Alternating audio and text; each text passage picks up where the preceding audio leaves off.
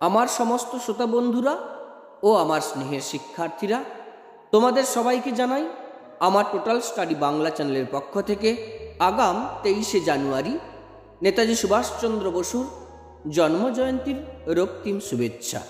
আজকে আমি তোমাদের জন্য আবারও একখানি আমাদের ওই জাতীয় নেতার স্মৃতিচারণামূলক সংক্ষিপ্ত বক্তব্য উপস্থাপন করব। অবশ্যই তোমরা মনোযোগ দিয়ে শুনবে, নিশ্চয়ই ভালো লাগবে। আর ভালো লাগলে অবশ্যই লাইক, কমেন্ট, শেয়ার এবং সাবস্ক্রাইব করবে।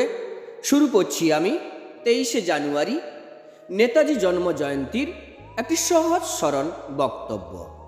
আজ 23শে জানুয়ারি আকাশে বাতাসে ধ্বনিত হচ্ছে, তোমরা আমাকে রক্ত দাও, আমি তোমাদের স্বাধীনতা দেব। আবাল বৃদ্ধ বনিতার মুখে উচ্চারিত হচ্ছে জয় হিন্দ। চারিদিকে শঙ্খধ্বনি হচ্ছে। এর কারণ নিশ্চয়ই সবার অজানা নয়। আজ যে আমার তোমার সবার জাতীয় নেতা নেতাজি সুভাষচন্দ্রের জন্মদিন। এই দিনে ক্রন্দনরতা পরাধীন ভারত মাতার ক্রন্দন মোচনে জন্ম নিয়েছিলেন নেতাজি সুভাষচন্দ্র বসু। তাই এই দিন সমগ্র ভারতবাসী তথা বিশ্ববাসীর কাছে এক স্মরণীয় বরণীয় দিন। এই দিনটিকে স্মরণীয় করে রাখার জন্য আমাদের স্কুলে পালিত হচ্ছে নেতাজি জয়ন্তী। আমি এই জয়ন্তীতে সমবেত হতে পেরে নিজেকে গর্বিত মনে করছি। সেই সঙ্গে তাকে শ্রদ্ধার্ঘ্য জানিয়ে কিছু বলতে পেরে স্বর্গীয় সুখ অনুভব করছি। কিন্তু এত বড় মহান নেতার সম্বন্ধে বলার স্পর্ধা আমার নেই।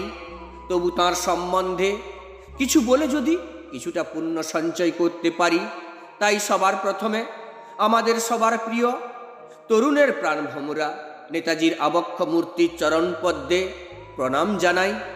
সমবেত সবাইকে বৈপ্লবিক উষ্ণ অভিনন্দন জানাই। নেতাজি এমনই এক মহামানব, যাঁর শিরায় শিরায় স্বাদেশিকতা প্রবাহিত।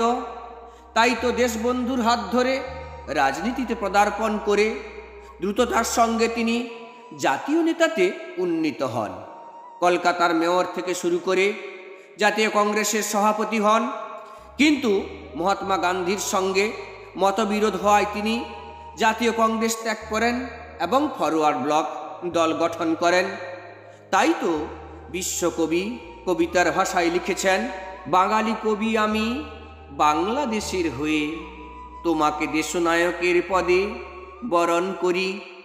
দ্বিতীয় বিশ্বযুদ্ধের সময় তিনি অনুভব করলেন, নরম পন্থা অবলম্বন করে এ দেশ থেকে ব্রিটিশদের তাড়ানো যাবে না। তাই ছদ্মবেশ ধারণ করে বিদেশে গিয়ে আজাদ হিন্দ বাহিনী গঠন করেন। দিল্লি চলো ডাক দিয়ে সমস্ত বাধা অতিক্রম করে ইম্ফলে প্রবেশ করে প্রথম ভারতের মাটিতে স্বাধীনতার পতাকা ওড়ান। কিন্তু 1945 খ্রিস্টাব্দে জাপানের পরাজয়ের সঙ্গে সঙ্গে নেতাজি আত্মগোপন করেন।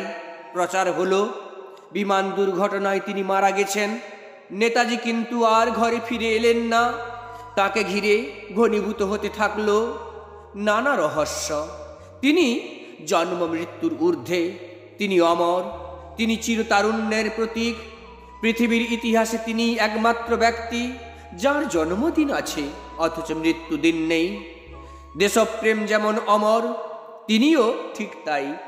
সুভাষচন্দ্রের মতন মানুষ পৃথিবীর ইতিহাসে বিরল। তার মতো আর দেশপ্রেমিক কে আছে? গান্ধীজির ভাষায় বলতে হয়, তিনি হলেন দেশপ্রেমিকের ভেতর রাজপুত্র, প্রিন্স এবং প্যাট্রিয়স। তার সঙ্গে কি কারোর তুলনা চলে? তাই তিনি আমাদের চিরনমস্য। মুক্তিপথের হে অগ্রদূত, পরাধীন দেশের হে রাজবিদ্রোহী, তোমাকে শতকোটি প্রণাম। এইভাবে তোমাদের সামনে নেতাজি জন্মজয়ন্তী সম্পর্কিত একটি সহজ সরল সংক্ষিপ্ত বক্তব্য উপস্থাপন করলাম। অবশ্যই তোমরা মনোযোগ দিয়ে শুনবে এবং আশা রাখবো নেতাজির আবক্ষ মূর্তির সম্মুখে এটি নিবেদন করবে। তোমাদের সর্বাঙ্গীন বিকাশ কামনা করে আজকে বক্তব্য শেষ করলাম। ধন্যবাদ।